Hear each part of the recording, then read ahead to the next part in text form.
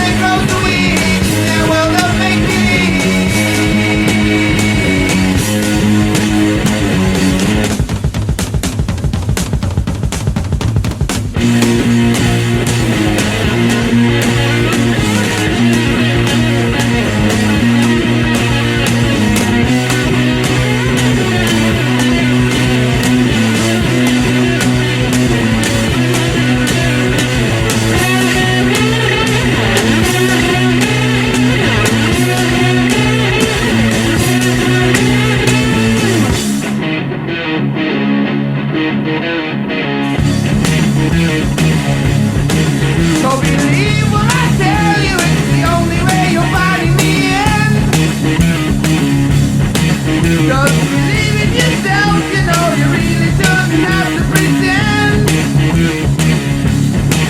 Don't let those empty people try and interfere with your mind. Just live your life and leave them all behind.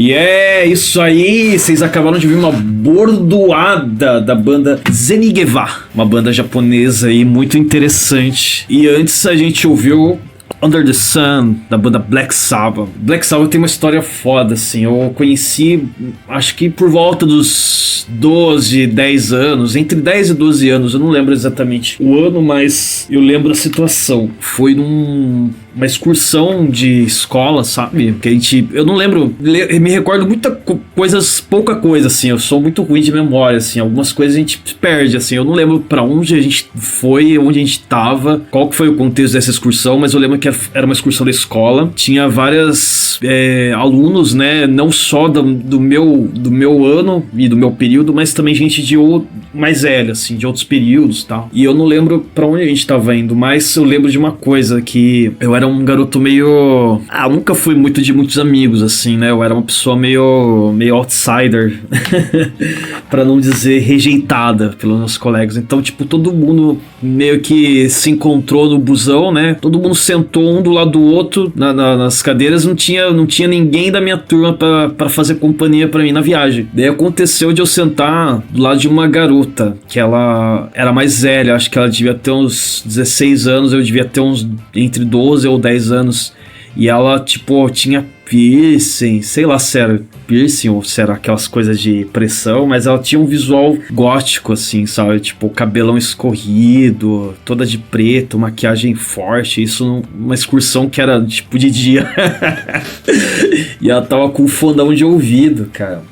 E eu lembro que a viagem era longa, assim, então, tipo, pra meio que matar o tempo, assim, sei lá, eu tentei uma aproximação com essa pessoa, assim, né? Fiquei curioso de saber o que ela tava ouvindo. Ela tinha um visual muito marcante. E daí eu perguntei pra ela: o que você tá ouvindo aí? Daí ela falou, ela mostrou uma capa de um disco. O disco era só uma cruz.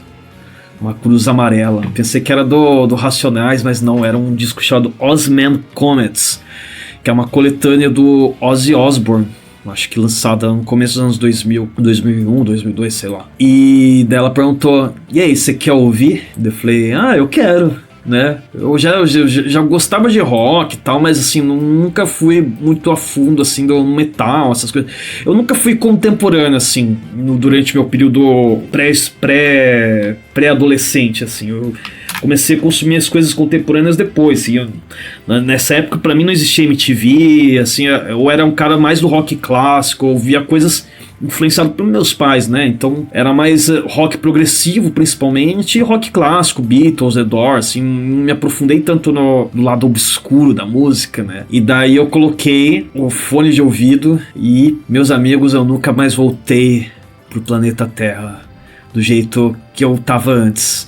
Era um som muito foda. E a música era Black Sabbath, do disco Black Sabbath. Porque essa coletânea não era só uma coletânea de sons do Ozzy, também era uma coletânea, era também coisas que ele já tinha feito antes da carreira solo, né? Então a primeira faixa era essa Black Sabbath, assim. Eu lembro do barulho de chuva, eu lembro da coisa crescendo, aquela atmosfera satânica, dark. Aquilo foi muito forte pra mim, aquilo mexeu demais comigo. Falei: uau, que foda, sabe? E foi a primeira vez que uma pessoa compartilhou o fone comigo, assim, foi um momento muito especial. A menina era muito bonita, o cheiro dela ainda tá na minha memória. Infelizmente eu não lembro quem que é essa pessoa, mas ela de alguma forma foi muito importante pra mim, sabe? É louco essas coisas, né? Como às vezes a gente não se dá conta de certas coisas no momento em que elas acontecem, né? E aquilo foi impactante. E como era uma pessoa da minha escola, mas não era da minha classe, não era da minha turma, nem do meu período, acho que ela era da tarde ou era da manhã, algo assim, a gente não se cruzou mais, né? Então foi uma coisa muito mágica que aconteceu, assim, sabe? Talvez se eu tivesse mais amigos no colégio, talvez eu não teria tido contato com o Black Sabbath tão cedo, e também não seria de uma forma tão afetiva como foi, assim, porque eu me senti muito acolhido, que ela podia simplesmente, tipo, ficar ouvindo o som dela sozinha e foda-se, assim, mas ela compartilhou o fone comigo, nunca vou esquecer.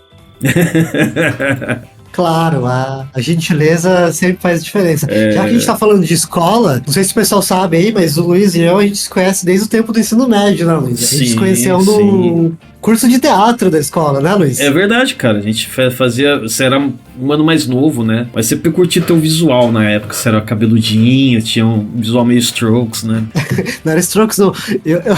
Ó, All-Star, calça jeans e tal. por isso que a gente não pegava mina, porque o meu objetivo era tentar parecer com o Ramones. E eu era muito diferente do que eu sou hoje, né, Du? Sim, você tinha o cabelo comprido. Ramones era gato, ó, puta estileira, né? Só que pro lugar que a gente tava inserido, a gente não era muito estiloso, não, né? Assim, quiser. A gente era estiloso, mas não era muito aprazível aos olhos das mulheres. Ah. Exceto pela gótica que compartilha o fone comigo. Então é muito louco, né? Assim, tipo, a gente tipo, sempre associa o metal, né, com um lugar muito masculino, como um lugar de homens, né? Que fala os homens, né? Aquela coisa machista, não sei o que, metal meio machista. Mas quem me apresentou o metal foi uma menina. Interessante, né? E depois eu vi o Ozzy novamente. Quer dizer, eu vi o Ozzy de verdade, né? Não novamente, uma vez só. Eu vi em 2008. Já tava um pouquinho mais grande. Já devia ter 16 anos, 17, sei lá, alguma coisa assim. Eu vi em 2008 e foi com uma menina também. Foi com a minha amiga Catarina. Inclusive, Catarina, um abraço pra você. Você é uma querida. Eu sempre vou guardá-la no coração. Inclusive, recentemente ela fez aniversário também. É uma das poucas amizades aí dessa época do Objetivo que eu mantenho, assim, dificilmente a gente se vê, a manutenção é péssima, mas ela é uma amiga e eventualmente a gente se fala, né, troca ideia e tenho muito carinho, assim, a gente tava nesse show junto, foi histórico também, foi muito foda. O Zakk Wylde fez um solo de guitarra, os dedos dele sangraram sobre a guitarra. e teve show do Black Label Society também, que é a banda do Zakk Wylde, e o Korn. Então foi bem legal, assim. Nesse dia eu tive uma outra visão sobre o Korn, reparei coisas que eu nunca tinha reparado antes, assim. E até hoje eu respeito muito o Korn, assim, enquanto uma banda do new metal e tal. Não é uma escola que eu sou muito fã, mas o Korn realmente é uma banda bem interessante. Ok, vamos falar do Korn de novo. Luiz, já que a gente falou de escola, vamos fazer um shout-out aí pro seu pai. O pai do Luiz tem um Instagram chamado Professor Alvarenga. Sigam ele. O professor Alvarenga, né, pai do Luiz, é professor de português, de gramática, essas coisas. Sim. Vale a pena seguir, que ele dá umas dicas muito boas. E tem essa coisa, a gramática, a língua portuguesa é uma questão um pouco elitista, né, você falar o português correto.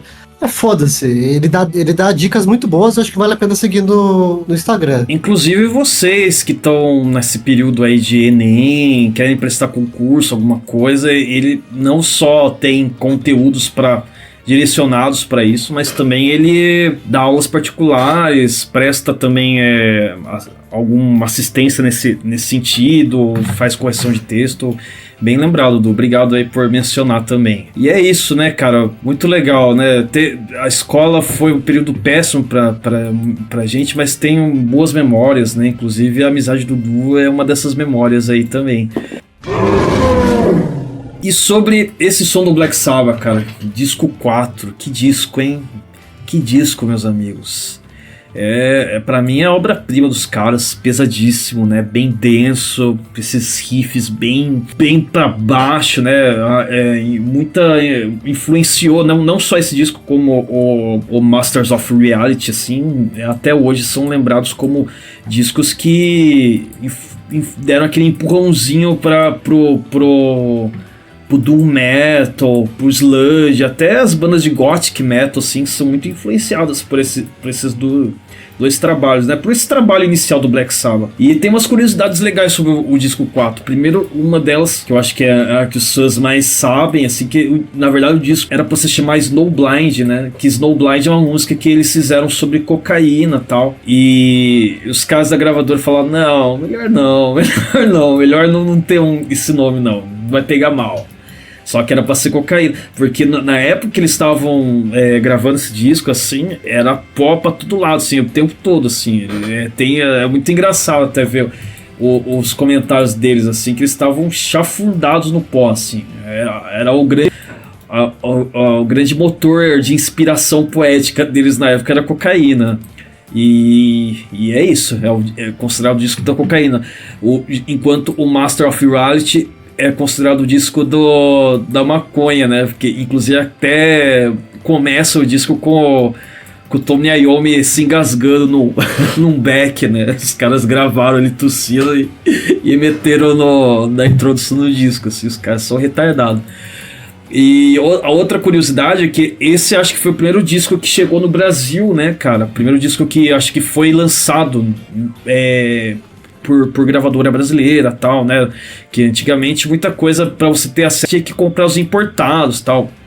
Só que esse disco foi um sucesso por quê? Porque nas rádios tocava-se muito a faixa Changes, que é uma balada, né? Tem um piano, é uma música triste, na verdade, né? Mas o público brasileiro adorou aquela música, né? Tipo, eu achava que era... Inclusive já vi depoimento de pessoas mais velhas, assim, que os caras falam, puta, Changes a gente gostava de ouvir essa música pra namorar, uma música romântica e tal. E daí muita gente comprou o disco do Black Sabbath achando que ia ser 100% Changes, assim, que ia ser só baladas românticas, né? E os caras quebraram a cara, né? Acho que foi a mesma coisa com Ana Júlia, né? A galera comprou o disco Los Hermanos achando que ia só ouvir coisas, baladinhas românticas igual a Ana Júlia e pegou um disco de ska hardcore, né? E o Black Sabbath foi isso, assim, a galera muita gente tomou um sustão com esse disco. É isso aí, legal. E o Zeni Guevara, o que você tem a dizer pra nós? Zeni Guevara, você sentiu alguma coisa assim na gravação desse som aí que você viu algo em comum com outra coisa que você gosta? Não sei, o que é? Esse disco é Desire for Agony, de 1993. A crítica musical na época disse que era uma mistura de Motorhead com King Crimson. o Patrick Kennedy escreveu isso. É uma banda que teve esse disco, foi produzido pelo Steve Albini, exatamente. Steve Albini produziu esse disco. Então você vai encontrar, apesar de ser uma banda de metal, assim, você vai encontrar muito elemento de noise rock, math rock, né, psicodelia, até um certo flirt com rock progressivo. Segundo o SoundCloud dos caras, o Steve Albini já disse que essa é uma das bandas favoritas dele, assim. Que ele admira muito a autenticidade japonesa e a abordagem sonora deles. E... cara, foda, esse som que a gente ouviu chama-se Disgraceland, desse disco que eu mencionei, né? Desire for Agony, de 93. E pauleira, né? Foda pra caralho. O que você achou, Du? Adorei, Luiz, adorei. Luiz, vamos continuar então? Vamos ouvir mais som? O que você trouxe em sequência pra gente aí? Cara, é isso, né? Eu tô nessa pira, né? A gente tá nessa pira de metal, mas estamos trazendo coisas do metal mais alternativas, né? Não tão conhecidas e tal. E talvez essa banda seja um pouquinho mais conhecida, que é o Voivode. Ela é uma banda conhecida, acho que da galera do thrash metal, né? Porque eles começaram bem assim com essa pegada punk, pegada metalzona, crossover, thrash, né? Só que os caras foram, né, melhorando a sonoridade. Não, acho que melhorar é meio mancada falar, né? Não é melhorando, mas eles foram tipo experimentando coisas novas, esse som mais punk, mais thrash, né? Inclusive um disco que é muito lembrado da banda é esse Killing Technology, que já mostra uma virada do thrash sendo um som mais técnico e tem temáticas sci-fi, é bem interessante, assim, eles criaram todo um mundo sobre a mitologia da banda, assim, né, são bem nerds, é uma banda nerd do thrash metal. Só que daí, em 1989, os caras chegaram na praça com um disco chamado Nothing Face, que é um disco foda porque eles começaram a colocar influências de rock progressivo no thrash metal. Então, pra quem acha que metal progressivo é aquelas coisas horrorosas de espadinha, não sei o que, não. Também tem coisas não tão melódicas no rock, no metal progressivo. E esse Nothing Face é um pouco isso, assim, essa virada.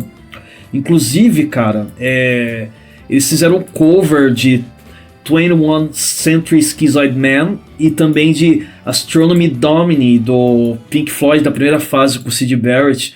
Então é bem legal esse disco. E eu trouxe uma das faixas desse disco, que agora não me recordo o nome. Missing Sequence, isso. Então bora então de Voivode com Missing, depois um som do Mr. Bungle. Bora de som? Bora de som.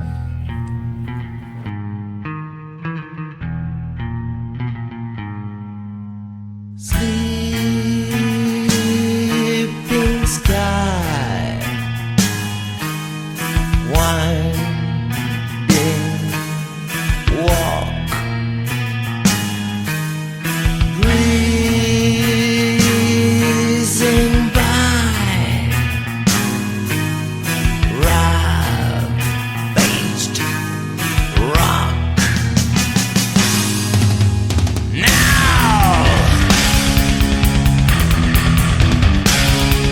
swarming locust land, spiders spinning sand, robbing enterprise, no time to reply.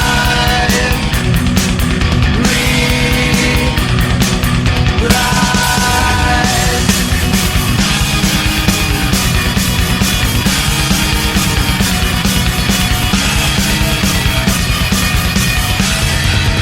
Down, down, underground, prime spot. Sound, sound, 10,000 mounds, lime stock.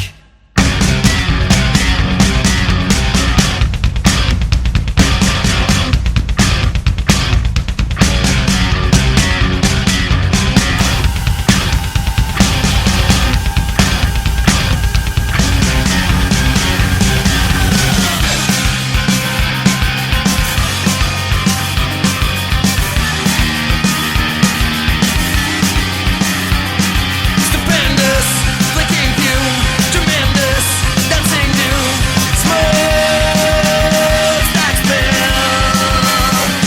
Momentous, reeking ooze, enormous, creaking crew,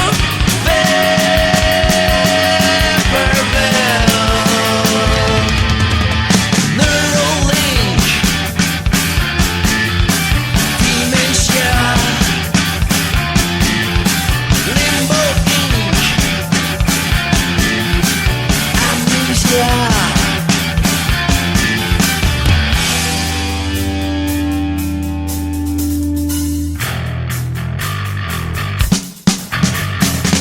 I didn't know.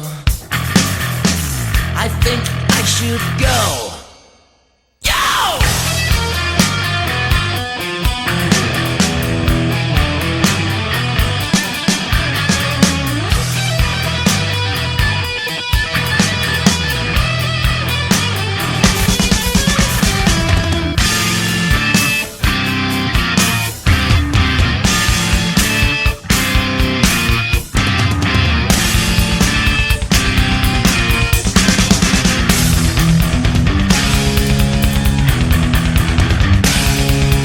Post-calamity, bioatrophy, oxide double bind, forgetful retry, retry.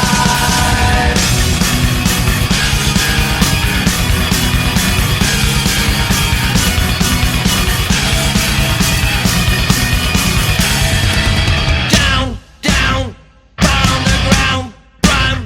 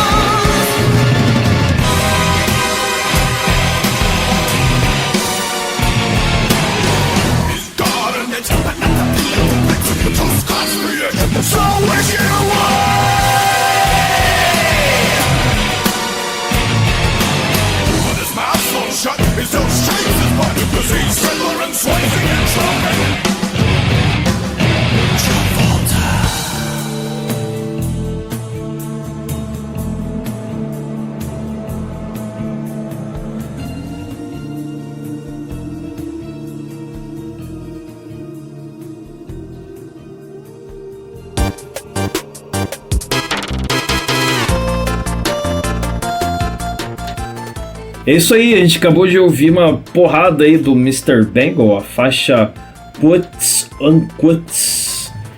Foda pra caralho. E antes, Voivode com Missing Sequence. Ô, Luiz, você tava contando em off pra gente da arte do Voivode? Conta pra nós aí, é da hora a história. Então, o baterista tem até um nome engraçado, quer dizer, não um nome engraçado, ele assina com um nome engraçado chamado Away.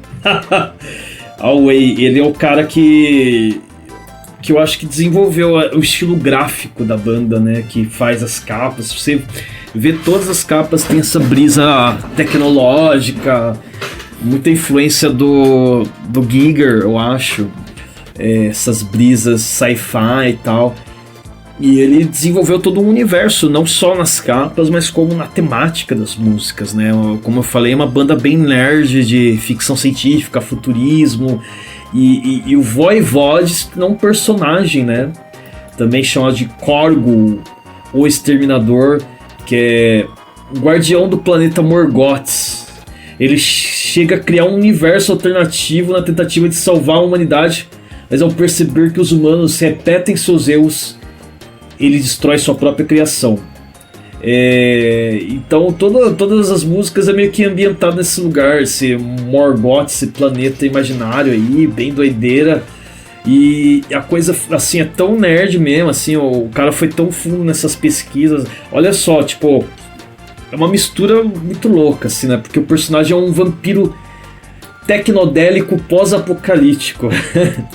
Então tem vampiro, tem tecnologia, tem robôs, tem alienígenas. E os caras fizeram um videogame, um jogo de videogame que tá pra sair. Chama The Nuclear Warrior. Voivode The Nuclear Warrior. Então é muito louco, né? O cara conseguiu construir uma identidade muito forte visualmente que foi até pro videogame, né? Puta, da hora, hein? Gostei. E logo em seguida a gente ouviu o Mr. Bungle com Quote Unquote, um som que eu trouxe. Bom, se você não conhece o Mr. Bungle, você reconheceu a voz? Ela é do Mike Patton, né? Puta, o Mike Patton é a lenda do rock. O cara é conhecido pelo trabalho do Fate No More, o Tomahawk, Fantomas também, né? Não, o cara... Inclusive, o Fantomas tem o Buzz Osborne do Melvins, né? Que a gente resolveu não tocar hoje Melvins, né? Porque é muito óbvio, etc. E o Pippinton, inclusive, ele tem um som com a Bebel Gilberto, né, Luiz? Com a filha do João Gilberto da Miúcha. Olha, que isso é realmente uma curiosidade bem interessante mesmo. Que louco. Acho que a música é chamada Caipirinha, alguma parada assim. Enfim, a gente ouviu a música que abre o álbum homônimo, né? O álbum se chama Mr. Bungle, a música se chama Quote Unquote. O som, né? Se você procurar nas tags aí, ele é considerado funk metal. Puta, mas é muito difícil, né? Você dar realmente o nome. Os caras têm métrica quebrada, uns acordes meio dissonantes, um baixo que é bastante funkeado e umas estruturas de música que é completamente não linear, né? E é um som que, puta, exige umas certas reouvidas pra você realmente começar a gostar. Esse som que a gente ouviu, a música original era chamada Travolta, mas a gravadora teve medo de levar processo pelo John Travolta e eles foram obrigados a renomear a música. O clipe, inclusive, recomendo que vocês assistam, ele foi proibido de passar MTV, porque tinha umas imagens muito agressivas, assim, dos caras pendurados pela pele. Me lembra bastante aquele filme do Pinhead. Ah, sim, Hellraiser, maravilhoso. Hellraiser. Verdade, tem muita pegada Hellraiser esse clipe aí. E é engraçado você ouvir o som, as paradas funkeadas, você lembra um pouco o Red Hot Chili Peppers, assim, meio de longe. E o Anthony Kiedis e o Mike Patton já trocaram várias farpas, né? Mas é só... Oasis e Blur, né? Aí você fala assim, mas não é metal isso. Aí eu peguei aqui uma citação do guitarrista da banda, o Trey Spruance, que ele fala assim, ó. Não teve um momento onde o Mr. Bungle não foi uma banda de metal. Sempre teve metal em algum lugar. E quando pensamos em metal, não é só os riffs, não é só sobre a bateria tocando como se fosse uma máquina. É toda uma psicologia. A psicologia do metal tá lá, até na nossa fase do funk metal. Né? Porque eles mudaram, tiveram um som mais vanguarda, etc. Esse som aí que a gente ouviu, eu achei muito progressivo, assim, a introdução que tinha, essa interação, assim, desses punch, né, de guitarra, baixo, né, com esse contraponto no piano, essa melodia, assim, né? Lembrou até algumas coisas do Rock No Position que eu tenho ouvido bastante, assim. É bem foda, né? Assim, bem... E tem uma atmosfera também meio soundtrack, assim, de terror, né? Muito do que a gente vai ver depois no Fantomas também, né? É foda pra caralho, nossa, incrível esse som. Esse álbum, Mr. Bungle, eles já pegaram carona no sucesso do Faith No More, né? Que o Faith No More fez o The Real Thing em 87, em 89, e em 92 fez o Angel Dust também. Um puta disco, vale a pena ouvir os ambos. E eles pegaram carona nisso, então a gravadora falou: Faith No More, queremos o mesmo vocalista, não queremos isso. Porque se não fosse por isso, eu tenho certeza que o Buster Bungle nunca ia ser contratado pra gravadora. E aí, já falando do Mike Patton, você já ouviu uns sons em português que ele tem? Já algumas coisas, tem aquele do caralho voador, né, já viu? Já. Eles também tem um som chamado Evidências, que eles tocaram em 95 no Monster Rock do Brasil, mas não tem nada a ver com Evidências lá Infelizmente não tem nada a ver com Chitãozinho e Chororó. Aliás, o Mike Patton, ele fala um pouquinho de português, ele fala de italiano, ele foi casado, né, com uma italiana. Ele já fez um show no Brasil só cantando músicas italianas com uma big band, já viu isso? Doideira. É tipo um crooner mesmo, cantando canções, assim, acho que populares italianas. Eu vi isso em algum Rock in Rio, algum festival assim, agora não me recordo. Depois a gente coloca nos apêndices no nosso site, né? Porque é bem curioso esse show que eu vi. Então, como o Mike Patton tem toda essa relação com a Itália, e tem um vídeo dele com a camiseta do Palmeiras falando assim: Scoppia, que la vittoria è nostra, que é o grito que a torcida do Palmeiras às vezes canta. Além disso, o Mike Patton é 100% integrado, né, com a cultura de Hollywood. Então, por exemplo, ele é amigo do Danny DeVito. Sabe a série do It's Always Sunny in Philadelphia? Inclusive, eu recomendo muito essa série, eu adoro muito. Ele já tocou na abertura da segunda temporada, então ele é amigão do Danny DeVito também. Olha só. E além disso, pra gente que é fã de videogame, ele fez os sons dos zumbis no Left 4 Dead, que tem pra PC aí na Steam, acho que tem pra console também. Então o cara não só é um vocalista fudido, mas também um voice actor. Fantástico, né? O cara é mil e uma utilidades. Mil e uma vozes, né? O cara consegue emular muitos tipos de vozes, né? É impressionante, assim. Eu acho que é uma das figuras mais criativas, inteligentes e tecnicamente talentosas do rock atual, até hoje, assim. Exatamente, Luiz. Então, Luiz, vamos pro próximo bloco? Vou tocar 2 sons que eu escolhi aqui. Um do Alceste, que é Souvenirs de un autre monde, tá em francês, não sei a pronúncia, e depois Left Bath, uma banda que fez muito sucesso na internet aí recente. A banda é velha, mas fez muito sucesso recentemente. Como que é a banda? Como que é o nome? Acid Bath. Ah, da hora. Vamos de som, então.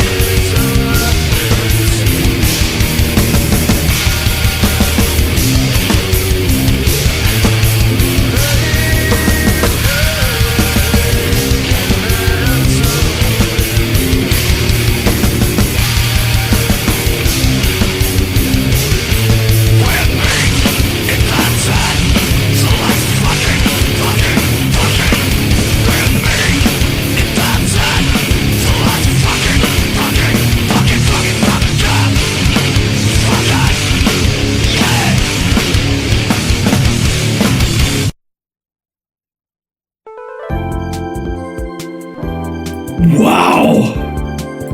Que porrada, hein, Du? Puta merda.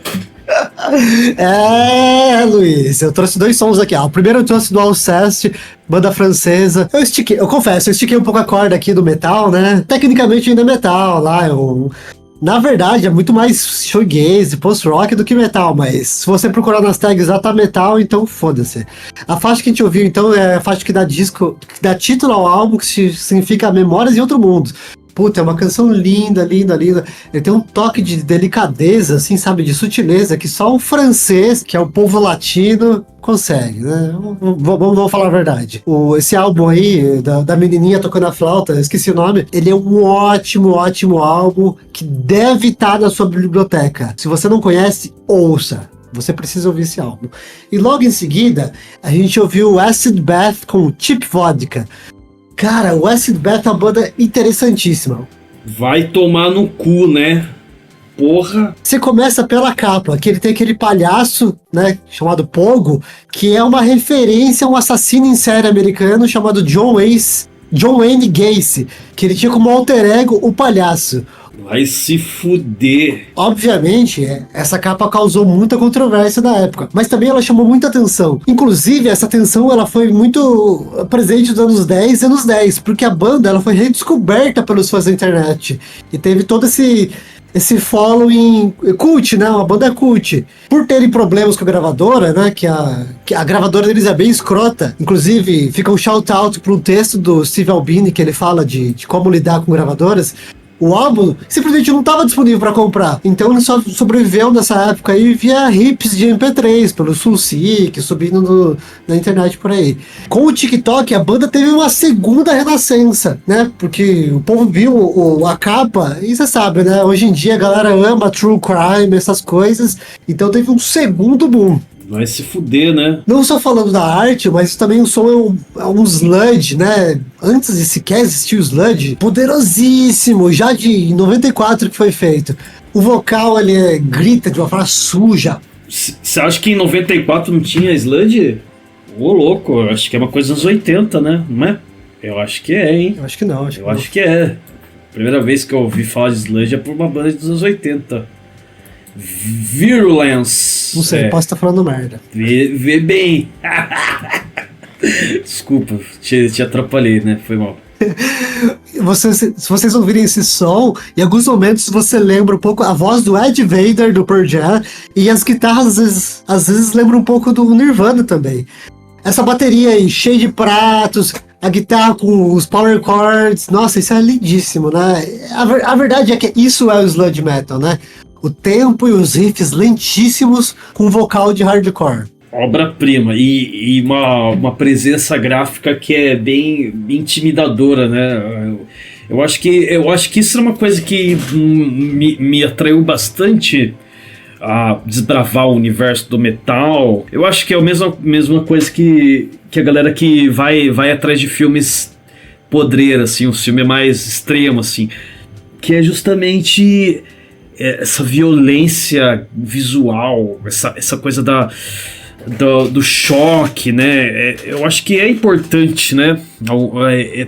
Travar contato com isso também. Eu acho que tem uma potência estética muito interessante e eu acho que essa coisa da polêmica, essa coisa de não ter medo de ser cancelável, né?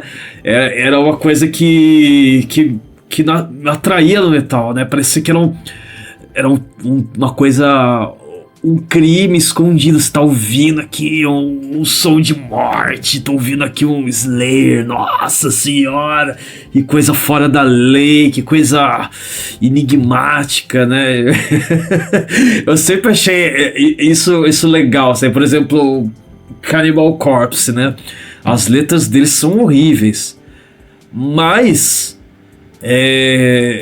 eles chegaram num lugar que assim, até aquele momento eu nunca tinha visto, né, algo assim, né, essa explosão estética, essa coisa de carne, de sangue, de violência, de vísceras, né, eu acho que é um escape interessante da violência mesmo que a gente sente, assim, né? Eu acho que isso é um papo mais pra filosofia, mas a princípio parece que o ser humano tem um instinto violento e a arte é um lugar legal de realizar essas violências, né?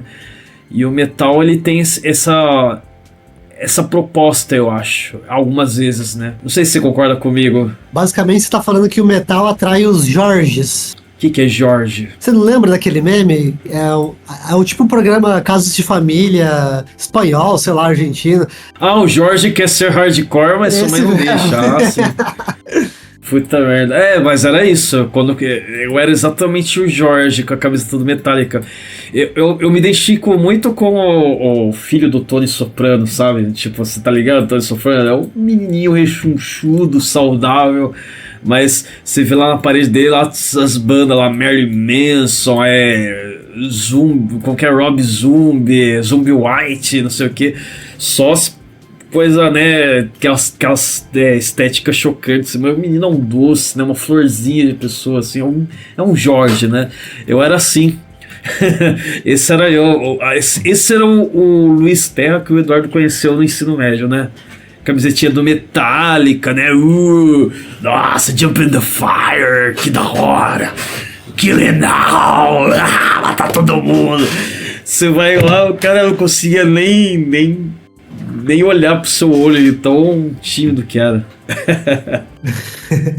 Claro, tenho lembranças, né? Eu tenho boas lembranças dessa época. Luiz, vamos falar de recomendação? Posso começar com a minha? Pode começar com a sua, Edu. Seguinte, eu trouxe pra vocês a série de livros Pelucidar, que é uma história pulp do Edgar Rice Burroughs sobre uma terra oca. O pessoal que me conhece, meus amigos, sabem que eu sou fascinado pelo conceito de terra oca. Pra quem não sabe, a terra oca fala geralmente de um mundo que é intraterreno, que muitas vezes ele é um portal para um passado ficcional, assim, com humanos e dinossauros que convivem entre si. Nessa história do Pelucidar, eles cavam até o centro da Terra com uma máquina meio steampunk, assim, e eles descobrem que os humanos, eles são escravizados por outros tipos de outros hominídeos, que são mais parecidos com macacos. Mas uma vez que eles chegam lá, eles percebem que existe toda uma luta de poder entre diferentes raças, etc. E com o poder da ciência deles, né, escrito no começo do século XX, os protagonistas começam a mudar o balanço da força pro lado dos humanos. A série, ela tem 8 livros. Eu só li 3. Inclusive, eu acho que o primeiro tem tradução oficial, o segundo e o segundo não, é uma tradução de um cara que fez na Amazon lá, então a tradução tá pecando um pouco, e o terceiro em diante é só em inglês. Então é um pouco difícil de você acompanhar. Mas como é texto pulp, até que é fácil, assim, se você sabe um pouquinho de inglês. Inclusive, essa série Pelucidar, ela tem um crossover com o Tarzan, né? Porque o Tarzan também é do Edgar Rice Burroughs. E meio que se passa no mesmo universo. Lembra daquele desenho que passava do Tarzan, da Disney? Inclusive, eles têm um crossover. Sim, sim. Tem alguns episódios que eles passam no mundo intraterreno, assim, na Terra Oca, mas eles nunca falam o nome Pelucidar, mas se você conhece, você conhece, né? Tem também, Luiz, uma adaptação pro cinema de 76, que tem o Peter Cushing, sabe o Peter Cushing, que tava no Star Wars, etc. Pro Rogue One, ele foi refeito com CG e tal. Uhum. Cara, o Peter Cushing nesse filme, ele tá completamente entregue. Ele é tipo um cientista maluco, assim. É muito legal, é muito divertido. Eu vou, inclusive, linkar uma cena pra você que tem uns sapos soltando fogo. Porque é muito daquela época, assim, sabe? Que é tipo stop motion, ou então pessoas com fantasia de plástico, assim. É muita viagem.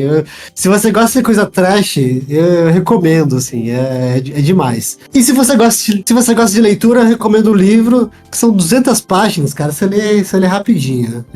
Então fica aí a minha recomendação, a série Pelucidar, literatura pulp. O Luiz traz aqui o Murakami, as coisas mó cult, e eu trago literatura pulp, que é o que eu gosto. Não, da hora pra caralho, pô. Imagina, o lance é esse. Eu acho que a gente saber transitar por várias áreas, encontrar tesouro em coisas que normalmente, sei lá, às vezes é meio popular ou tem características mais acessíveis, mas isso não quer dizer que não tem um valor estético ou algo para agregar, né? Olha, eu recentemente vi um filme muito louco chamado Following, ou em português brasileiro, Seguinte. É um filme de 98 e é o filme que marca a estreia de Christopher Nolan em sua direção, né, como diretor, né, o primeiro filme dele, né. Muita gente pensa que é aquele Memento, mas ele veio com esse daí. E perto dos outros filmes que a gente já viu, né, que tem uma estética, uma coisa super grandiosa, assim, super ambicioso, é um filme tecnicamente tranquilo, assim, né, fácil de ver, não é? E também de um orçamento simples, né, não tão muito alto. Começa que o filme é em preto e branco, né, bem diferente de tudo que ele já fez, né, posteriormente.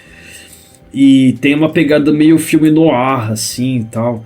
É bem legal, que conta a história de um escritor que ele tem um bloqueio, né, criativo, assim, ele não tá conseguindo desenvolver as coisas dele, o romance dele, o livro, né, e daí ele começa a fazer um exercício um pouquinho estranho, que é seguir pessoas na rua. Ele, tipo, sorteava uma pessoa aleatória para seguir, e meio que com uma desculpa de ser, estou fazendo uma pesquisa para personagens, tal, né, pesquisando o comportamento das pessoas, tal.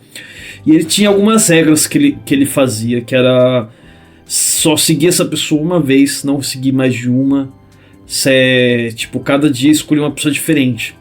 Só que teve uma pessoa dessa multidão que ele começou a seguir que chamou um pouquinho a atenção dele, e ele acho que seguiu mais de uma vez. E essa pessoa percebeu que ele estava sendo seguido, assim. E essa pessoa era um ladrão. É um cara que, tipo, também tinha um comportamento estranho, assim. Que a brisa dele era invadir a casa das pessoas, sabe? Tipo, e pegar objetos, algumas coisas, sabe? Tipo, coisas até que não tem valor. Às vezes deixar uns rastros meio confusos, tal, tipo, também tinha a ver com conhecer as pessoas, né, tipo, os hábitos das pessoas através do que a pessoa lê, o que a pessoa tem de CD na casa dela, não sei o que. Daí tem até uma cena engraçada que o cara fala, essa casa deve ser de um casal, né? Vamos meter o louco, né? O cara viu alguma coisa que ele acha que era um indício que o cara podia ser infiel, assim. O cara, tipo, trouxe uma calcinha que ele tinha roubado de outra casa e colocou, sabe, tipo, nas coisas dele, assim, pra querer criar uma discórdia e tal. E daí, nesse momento, tipo, chega uma pessoa na casa, dos caras têm que vazar, assim, rapidamente. E a pessoa, na verdade, era uma mulher com outro cara, assim, que provavelmente não era o cara que morava na casa. Então, tipo, eles fizeram um senso de julgamento errado, achando que o cara tava traindo, quando na verdade era a mulher que tava traindo o cara. Enfim, doideira, assim, mas é um filme interessante. Eu recomendo, pra quem gosta do Christopher Nolan. É um filme diferente dele, é o primeiro. Eu acho que ele tem um visual poético interessante. Tem também aqueles plot twist que explode a cabeça, sabe? Então, fica aí minha recomendação. Você falou de um autor que não consegue fazer o trabalho dele, e eu lembrei de um filme Adaptação, que tem o Nicolas Cage. De que é esse filme aí, Adaptação? É um filmaço, cara. Não sei se você já assistiu, Adaptation. Que é do Spike Jonze. E o screenplay é do Kaufman, Charlie Kaufman. Puta, esse cara é bom. Filmaço, isso aí eu recomendo também. Charlie Kaufman, baita roteirista também, que fez o Quero Ser John Malkovich, né? Isso, exatamente, é tão longo quanto. Tem Tilda Swinton, nossa, eu vou ver hoje esse filme. Eu não vou ler as coisas que você indicou, mas eu vou assistir a adaptação. Enfim, pessoal, eu queria fazer um agradecimento aí. A gente tava falando em off. A gente queria agradecer todas as mulheres que fazem esse podcast aí. A Dani, né, minha esposa, que ela prepara o post com os links e todas as referências que a gente fala. Também a Laís Marinoni, eu briguei com ela aí esses tempos, mas ela também fez as playlists das temporadas anteriores. Esse podcast não poderia existir se não tivesse as mulheres. Inclusive, a gente tava vendo as estatísticas do podcast aqui. Você sabia que, tipo, tá uns 45, tá tipo 50% dos ouvintes são mulheres. O que é muito legal, que significa que a gente nosso conteúdo não é só machinho, né? E obrigado às meninas que ouvem a gente aí. Se a gente falar merda, falar muita coisa errada, não se acanhem em nos corrigir, né, Luiz? É isso aí. Muito obrigado também a Gi, minha esposa, Gislaine, ou Guita, grande artista. Eu recomendo que vocês procurem ela no Instagram, Guita Artes. Ela faz umas coisas muito legais, desde arte têxtil, bordado, até ilustrações digitais. Hoje eu tô recomendando a família, né? Tô bem nepotista, mas ela é foda e também é uma pessoa que me dá muita força aí no dia a dia. Acho que se eu não teria uma vida fit que eu tenho hoje se não fosse por insistência dela. Então ela me inspira a ser uma pessoa melhor, eu me cuidar, né? E então um grande beijo, um abraço para ela também, que sempre me apoia as loucuras, ouve o podcast também. Imagina, ela tem que ouvir minha voz o dia todo e ainda pega para ouvir o podcast, né? Tipo, isso daí é muito legal, fico muito feliz de verdade com isso, sim, né? Eu já não é toda companheira, todo parceiro que apoia a gente em tudo, né? E a Gi é essa pessoa aí, ponta firme, também sempre compartilha. Isso é muito importante, gente. Obrigado aí por compartilhar também, todo mundo que tá compartilhando, que tá comentando as coisas que a gente posta, bem legal. A gente fica feliz com esse retorno. Como o Eduardo disse na última vez, são poucos, mas somos raros e cada pessoa importa, né? Cada pessoa é muito importante para tudo que a gente faz, né? A gente nunca tá fazendo nada sozinho ou só pra gente mesmo, né? A gente quer se conectar com as pessoas. Então, se tem algum elogio, alguma sugestão, algum xingamento, você tem uma banda, quer aparecer aqui no podcast, o canal tá aberto. Pode escrever pra gente no contato@triceratops.show ou também nas caixinhas de comentário do YouTube. Agora tem também no Spotify. A gente adora o retorno. Quero também mandar um abraço para um casal de amigos meus, o Jean e a Gabi também, que estão na expectativa. Estão na expectativa, como que fala, na audiência do programa também, estão ouvindo. Eu trombei ele recentemente num bar, ele falou que estava ouvindo. Então um abraço pra você, Jean, muito obrigado, você é foda, cara. É isso aí, se vocês tiverem som para recomendar, manda aí no Instagram, no Spotify, no YouTube, que a gente quer fazer um novo formato muito em breve, ouvindo o som dos ouvintes. E é isso aí, Luiz. É isso aí, Dudu, muito obrigado. E vamos de som, né? Qual que é a última música que você indica pra nós? Tem som mais não, acabou. Por hoje é só, pessoal. Acabou, é? Por hoje é só, então. Até breve. Beijo, tchau. Beijo. Tchau.